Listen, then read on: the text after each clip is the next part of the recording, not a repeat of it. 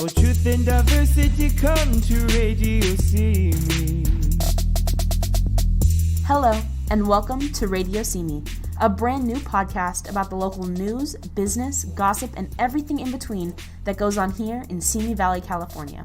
My name is Aaliyah Ewing. And my name is Staten Dinner. I graduated from Santa Susana High School in June, and now I'm studying communications, legal institutions, economics, and government at American University in Washington, D.C. I'm a business major at Moorpark College. I love finding ways to get involved in our community, and I can't wait to start talking to you about all things Simi. Each episode will feature news, business, and politics, as well as some personal anecdotes and promotions from Simi citizens. So let's get into it. We're kicking off this episode with Simi Stories, featuring a story about a young girl who dreamed of a life in the arts. This is Simi Stories with Desiree Ewing. For several years growing up, I would gather my cousins and my sisters together during the weeks and months leading up to Christmas, give each of them a copy of a script, and tell them to prepare lines to audition. After 2 rounds of rigorous auditions, I would cast a show, lead rehearsals, and then aggressively demand that they keep up with my choreography. The result was a 30 to 90 minute 2-act show. The first act filled with semi-random musical numbers, and the second act a scripted play or musical. We would put it on in my grandma's living room, and we would make everybody watch. My Uncle Billy, my Grandma Kathy, my Grandpa Tom, my Aunt Jacy, my mom, my dad, our Aunt Linda. Anyone who showed up to that dinner had to sit and watch our 1 to 2 hour show. And they had to enjoy it. If they didn't, they would face consequences. One year, we did The Grinch, and that year, I actually came up with the brilliant idea to just copy the script from the 2001 Jim Carrey film, and I gave it to my younger sister, who is brilliant, and I told her that she had 3 days to memorize all of the monologues that Jim Carrey ever performed in that show.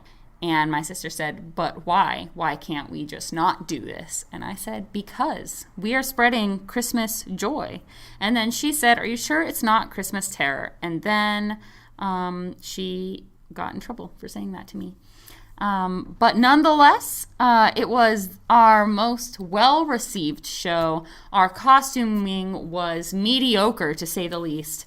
My youngest sister, Aaliyah, the host of this wonderful podcast, was cast as the mayor from The Grinch, which, if you're at all familiar with the work of Jeffrey Tambor, who is brilliant in this film, then you know that when my sister said the line, "He's 8 years old and he has a bed on his face," she was not exactly imitating him so much as she was taking the role on in her very own special way. She did a great job. Her performance is so memorable that every time she has, an extra long nose hair, we tell her, "You're 8 years old and you have a bed on your face." And she says, "That's not how that works, and why are you picking on me?" Needless to say, we will not be able to perform a Christmas show ever again. Needless to say, we will not be able to perform a Christmas show this year. And although everyone, meaning me, is very sad, we are going to find ways to spread joy by FaceTiming each other and doing family Zooms, and we hope that you guys are staying safe and doing the same. Happy holidays, and enjoy this sound clip. Did you hear encore? Oh, by all means. Encore, encore! What right time is the right time to rock the night away? Jingle bell time is the swell time to go riding in a one-horse sleigh. Giddy up, jingle horse, pick up your feet. Jingle around the clock. Mix and a mingle in the jingling beat. That's a jingle bell. That's a jingle bell. That's the jingle bell line.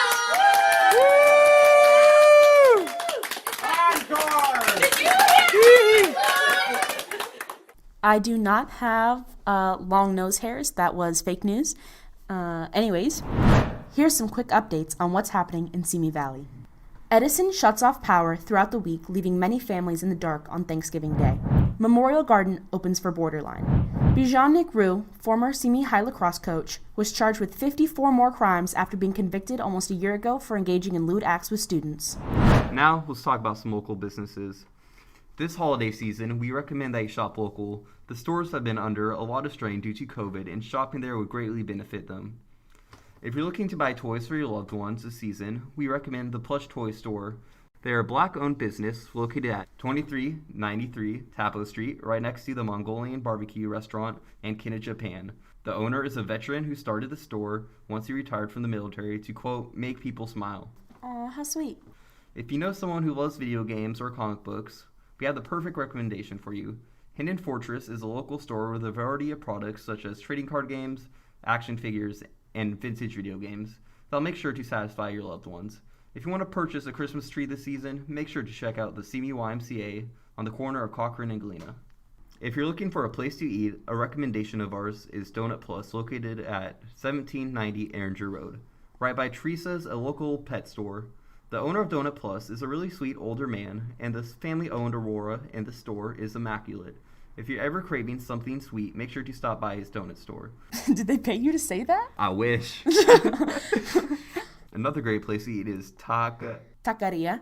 El Oh, God. Located at 1609 Royal Ave. Taqueria El Maziel. They have excellent food matched with an equally great atmosphere. A great thrift store to shop at is Hope of the Valley. They are located at 2790 Los Angeles Avenue. They are locally owned and they have a heartwarming mission statement. Their mission statement is to prevent, reduce, and eliminate poverty, hunger, and homelessness. Their services are grounded in a deep respect for the dignity inherent in each human being. Annually, they provide over 200,000 meals for impoverished citizens, 700 mental and medical referrals, and 92,000 nights of safe shelter, and 93,000 showers. So you know that your money's going towards a good cause. Here's some updates in local business. The owner of the local thrift store, Heaven Sent, recently went viral for yelling at customers are upset for her refusal to wear a mask. You can hear what she said here. No, I do not wear a mask, and I don't have to. I'm not required Yes, you to. do. It No, is I'm not. California I'm not a law. hair and skin and nails. You are a Hair, store. skin, and nails No. have to, not me. All indoor Bye. stores. Bye, honey. What was that about? Basically, like, she had a misguided opinion on what the current laws were, right? Like, Well, what does that have to 'Cause do it with hair, wasn't- skin, and nails? because she thought that, like, only people that did hair, skin, and nails had to wear masks in their business. Oh. Like, I don't know if she got that from a Facebook post. Got it. Probably from Probably. TJ Shitsters. Unfortunately, we have quite a few businesses in Simi closing soon. Some of them include Bed Bath & Beyond, Cost Plus World Market, and the Republican Value Center. And here's a few things you could do to support small businesses in our city. Small businesses are very important to the U.S. They employ over 50 million workers, and small businesses are accounted for over 2/3 of the U.S. net worth jobs created between 1993 and 2013, with a total of 11 million new jobs. Here's a list of 10 things you could do to help out your local businesses. Number 1 is just to follow them on social media. Number 2, like their posts. Number 3, repost their content. Number 4, comment on their content. Number 5, this one's really easy. Just hit a bookmark button on it. Number 5, just hit the bookmark button. That one's really easy. Number 6, tag a friend, maybe even your alternate account. Number 7, leave a review. And number 8, share their post. Number 9, post a picture of the product and brand, especially if you enjoy it. And number 10, give them a shout out. Shout out. All of these actions cost nothing, and helping small businesses is something that you could truly feel great about. When you purchase at locally owned businesses rather than a chain, more money is kept in the community, which could lead to better improvements in our city. If people started to shop locally, then we might have a Apple store at the mall. Who knows? Sounds like socialism to me. Next up, it's Shameless Self-Promotions, where one member from the community tells you all about themselves. This episode is featuring my good friend and fellow SSHS graduate, Jacob Balkin. Hello, RadioSimi. I'm Jacob Balkin, and I'm an independent filmmaker and photographer based in Simi Valley, California. I'm self-taught. I do mostly short films and fashion photography, but I'm looking to branch out, doing videos for different brands, shooting landscape photos, and stuff like that. For now, I have a going rate of $15 an hour spent editing photos and videos and taking them. And your first photo shoot with me is completely free. You can find me on Instagram and YouTube at JBall Productions. On Instagram, it's just JBall Productions, all one word. And then on YouTube, it's JBall space Productions. I appreciate your support. Thanks, RadioSimi. It's December 6th, and there are a lot of political updates to be heard. The Ventura County election results have been verified, and this election cycle has been very unique. Every year, Simi is becoming more purple, and what better to show for that than our own election results? This has been a significant election for Democrats. Definitely. I conducted a survey on the mayoral candidates here to see their political leanings, and I found that of the 6 candidates on the ballot, only 1 identified as conservative. Half the candidates identified as far left, and the remaining 2 candidates identified as moderate. Of course, the candidate that won was the incumbent Keith Mashburn, securing his mayoral position for another 2 years. Conservative city council candidates Elaine Litzer and Dee Dee Kavanaugh won this year's election for 4 more years, since only mayoral positions are 2 years long. Dee Dee Kavanaugh is a conservative candidate in District 1, which encompasses many northern parts of Simi, including Big Sky. Dee Dee barely pulled ahead her Democrat challenger Phil Luce with less than a 2% difference. Despite Elaine Litzer never having been elected to office before, as she was appointed to her current role, she won with a high margin against the young Democrat Ryan Valencia in City Council District 3 near Royal High School. To see what district you live in, you can go to simivalley.org/findyourdistrict. Although our City Council stayed the same, our Parks and Rec, School Board, and Water Board did see a change in leadership. There is no district for the Parks Board, so we vote for 3 candidates every 2 years, giving us a total of 6 members serving in Parks and Rec. Dayton's uncle here is actually Brian Dennert, who was elected to the Park Board in 2018. This year, the change in leadership was with Democrat newcomer Josh Gray taking the seat from the longtime incumbent Mark Ellis Johnson. 2 of the incumbents, Kate O'Brien, who will be speaking on our podcast in a few months, and Elaine L. Freeman, kept their seats. Our school board also saw a change in leadership in District C with Democrat Sophia Bagdasarian. The incumbent did not run for re-election, opening up the seat to 3 candidates. Democrat Sophia Bagdasarian, who was the board member-elect, Republican Rocky Rhodes, who came in second, and in last place was Independent Jonathan Bonesteel. Who was actually endorsed by my uncle. God. 3 candidates ran for water board this year, and the race was certainly a contentious one. No Democrats for this seat, right? Yeah, actually, 1 candidate did.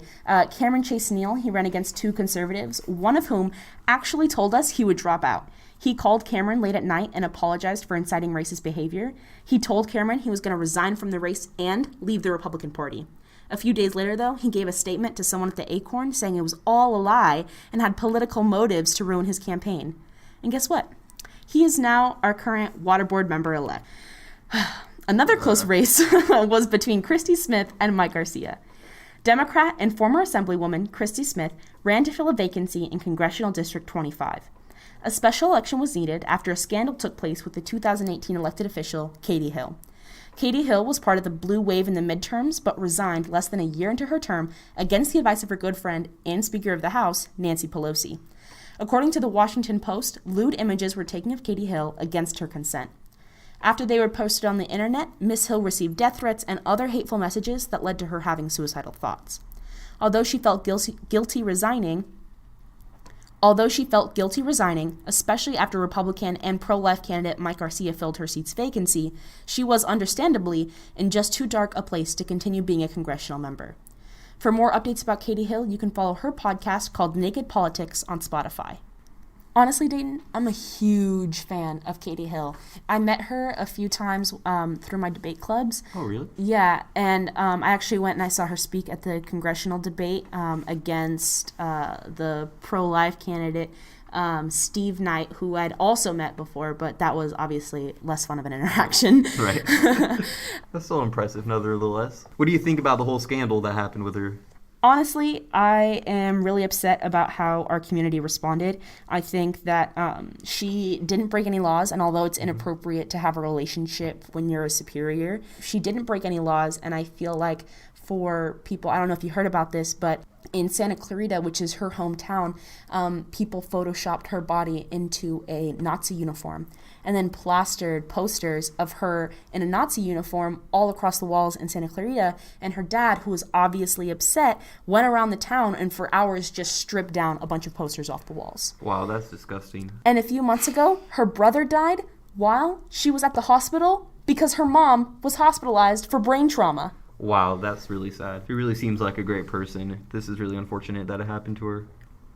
As a fellow progressive and also a queer woman trying to make it in politics, I was really upset about the double standard that they gave her, because I can name off the top of my head probably like 1,000 different elected officials that have had much worse sex scandals, including, as she mentioned in her speech, current President of the United States, Donald Trump, who has 26 rape allegations against him. Many of them were minors. So for me, for our community to get upset at her scandal when they don't get upset at his, I feel like it just really showcases how some people in our community feel about women. Yeah, it's really disgusting to see that double standard right there. Is it 28? I thought it was way more. No, it's 26. Okay, I thought it was 36 or something. No, it was 26. It was a lot. So, Joe, I know quite a bit about you because me and you are good friends. But a big part of this podcast is to introduce people who might not necessarily have been involved in politics in Simi Valley to learn a little bit more. So why don't you start with telling us a little bit about yourself? Well, my name is Joe Ayala. It says right there at the bottom of the screen, my name is Joe Ayala, and it actually says right behind me as well. I'm a union rep. I represent a group called NABIT, the National Association of Broadcast Employees and Technicians. We're a union that represents most of the broadcast industry in Los Angeles. Last election cycle, by the way, I've been doing that for about the last 10 years. I've been reelected to that post I was elected and reelected 3 times to that post. So I've been doing that for about the last 10 years. And I ran for mayor in the last election cycle. So we lost, but I think we had a really good showing. It was our first time out, and we're going to run again in 2022. So I think we've got a good path going forward. A couple of other things about me: I'm a husband and a father. I have 3 kids. My son is going for his master's degree at the University of Texas, and he actually is talking about moving back over here to try and pursue his music career in Los Angeles, which I'm trying to dissuade him from. Just kidding. I think he's a great teacher, and he wants to do that anyway for a living. But this is something else. And then my daughters they live with me. They're still young. They're 15 and 13, and one's going to Santa Sue, and the other one's going to Valley View. So we've lived here in Simi for about the last 10 years, almost 11 years now. And yeah, that's me in a nutshell. Matt Fenton, he's one of our strong supporters, a donor, and also working at RadioSimi. He would like to know if you have any data on how much being left out of the candidate statement hurt you in the final vote. No, I don't have any hard data as of yet. My legal counselors are doing some information requests, and they're going to see if they can get any of that data. What I do know is that most of the votes that were cast in Simi were cast via mail-in ballot, and my candidate statement wasn't even released until a few days after that. So there's a good chance that many of the ballots that were cast without people being able to look at my candidate statement, and that most likely affected my election in many ways. Matt Fenton would like to know, is there anything that you would have changed if you ran again? Yes. The first thing I would do, and the first thing I'm going to do actually in the next election cycle, because we are going to run again in 2022, is to declare earlier.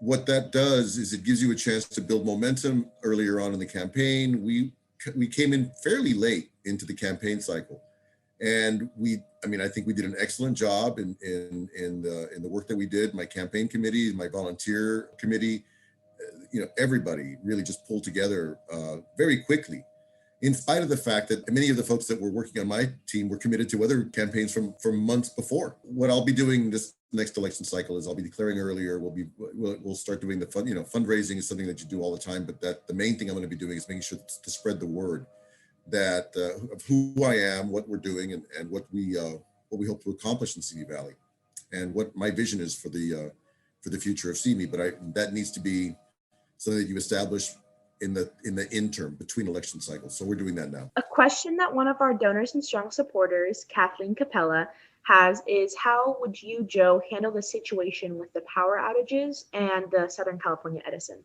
Would you recommend any proactive measures to help prevent future problems with SCE and the outages? Yes, I think that what was done was something that was inevitable, because of the simple fact that we have a lot of our power lines are above ground in Simi still. And so when you have high winds, they're very susceptible to damage. They can tear, they can break. The poles that hold them up can fall down. That's a kind of a common thing in Simi. I know that we have these outages all the time. I have a friend of mine who's been without power. I think his power just got turned down today. I think it was almost 4 days without power.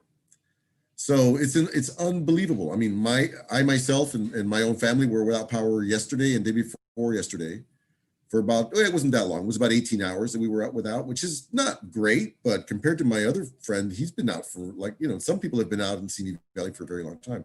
So what we can do in our towns, what we should be doing is working with Southern California Edison to install below ground electrical lines, because those are not damaged by winds. I mean, it takes a lot to damage a below ground electrical line. There is a lot of infrastructure that needs to be put in place because of the way our city has been built up for over the years, but it's doable and it should be done. At the very least, you can do a partial, and where there are more chances for brush fires and things of that nature. What advice do you have for people who want to get more involved in Simi but don't know how? For people who want to get involved, there are many avenues in which you can do that. There are new clubs that have formed. There are new organizations that have formed, locally. The Democratic Club that I belong to is an active organization that does a lot of work within the community, and they're a good resource. But there's a lot of organizations in the city that I would recommend you guys look up. Get involved with your neighborhood councils. Get involved, really get involved down. Grassroots is about getting involved in the city, getting involved in the community. And whatever groups do that, that's where you should get involved. Joe, did you have anything else that you wanted to say before we do our goodbyes? I want to thank RadioSimi for giving me the opportunity to speak here today. And so proud of the fact that we have our local avenue for people to be able to voice their opinion, voice their concerns, voice their thoughts, and be able to have a dialogue. And I'm so glad that the two of you are doing it, and continue the good works. I'm happy to help out in any way I can. Thank you. I really appreciate it. Thank you for coming to speak with us, Joe. We love you, Joe. Thank you very much. Thank you very much. Love you guys. Today we're going to let you listen to a song by a local artist. Indy is 23, he loves making music, and he expects to win a Grammy by age of 33. He just got back from Universal Studios in Japan, where he worked as a performer. You can follow his music on SoundCloud at Indy Gill, spelled INDIGILL.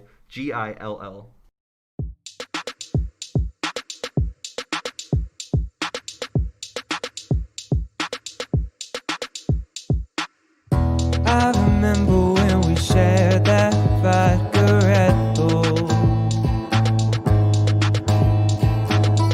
and then I let you push me up against the wall. And to be honest, I don't even like vodka Red Bull, but you're so cool that I couldn't even care at all. And my hands felt right on your hips that night, but you took your friends home and said that you would call. Ooh la la, caress me. Ooh la la, possess me. Ooh la la, undress me. Ooh la la, oh bless me.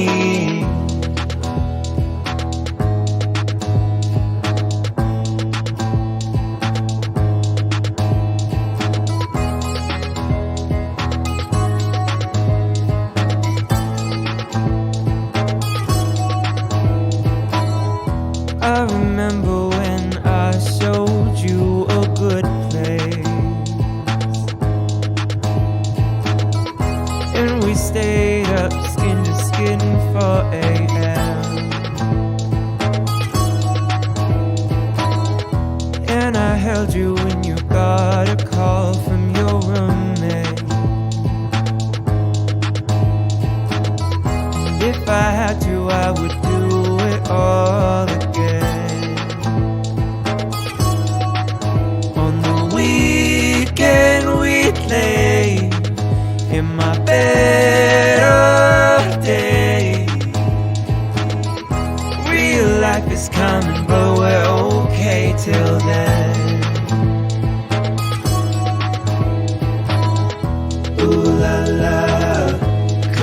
Undress me, ooh la la.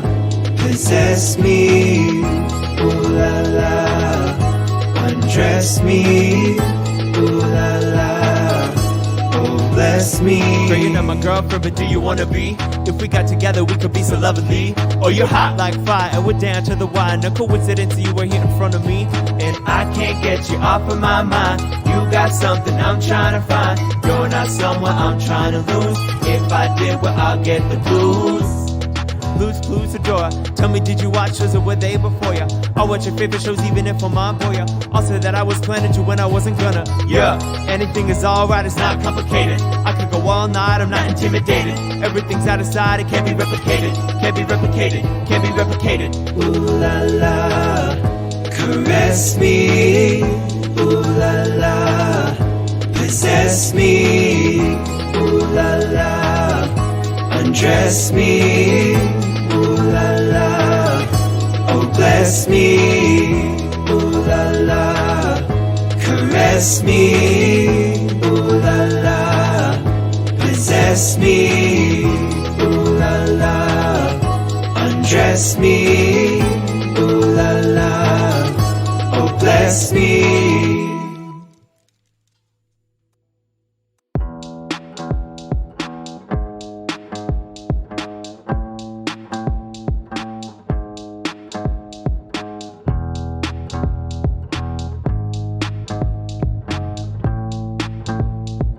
Here's some local information about COVID-19. On Friday, December 4th, there are unfortunately 488 new cases and 2,269 additional people have been tested. There are over 116 people in the hospital and sadly 33 in the ICU. Free COVID testing at Moorpark College off of Collins Drive. The way they've been testing you is to take a Q-tip and swirl it around your nose and both nostrils for 10 seconds each. And you usually get your results the next morning. The Q-tips definitely sound better than a ventilator. So I've heard. The week before and after Thanksgiving, the lines were backed all the way up to the freeway. Almost 3 hours long, right? Yeah, almost 3 hours long. I actually was able to take my entire class at university sitting in the car. Hey, me too. Waiting for me to get tested. To reduce the traffic and the long wait time, they started allowing people to take at-home tests. Recently, they closed the testing site because of high winds, but they expect to open up soon if they haven't already. Well, that's good. It was our executive producer's birthday this week. She turned 25. Hey, Dayton. What? Oh, what's funnier? I told you we wouldn't be able to do this. What's funnier than 24? 25. Happy birthday, Desiree. Well, everyone, that was the first episode of RadioSimi. If you enjoy this podcast, share it with your friends and follow us on social media. You can find us on Instagram at RadioSimi, on Twitter at RealRadioSimi, and on Facebook as, you guessed it, RadioSimi. I'm Aaliyah, and you can find me on Twitter at Aaliyah Ewing, ALEYAHEWING. Also, a big shout out to Jan Glasband, our graphic designer who designed our logo. And also a big thank you to Inderbeer Gill, who is the composer, and he composed all of the songs that you heard on this podcast today and every podcast you'll hear after. You can follow him on social media at Stay Indie House. That's STAYINDIHOUSE. We really appreciate you guys. And everyone else at the RadioSimi team. I'm Dayton Dinner, and you can find me on the Instagram at Dayton_D, DAETON_D, and at Twitter at Dayton Dinner, spelled DAETONDENNERT. That's 2 T's. You can also check out our website at RadioSimi.com, and if you can, please donate on Patreon, as it is the best way to support us here at RadioSimi. And we would really appreciate it. Thank you so much, and I hope you had a great time listening to RadioSimi.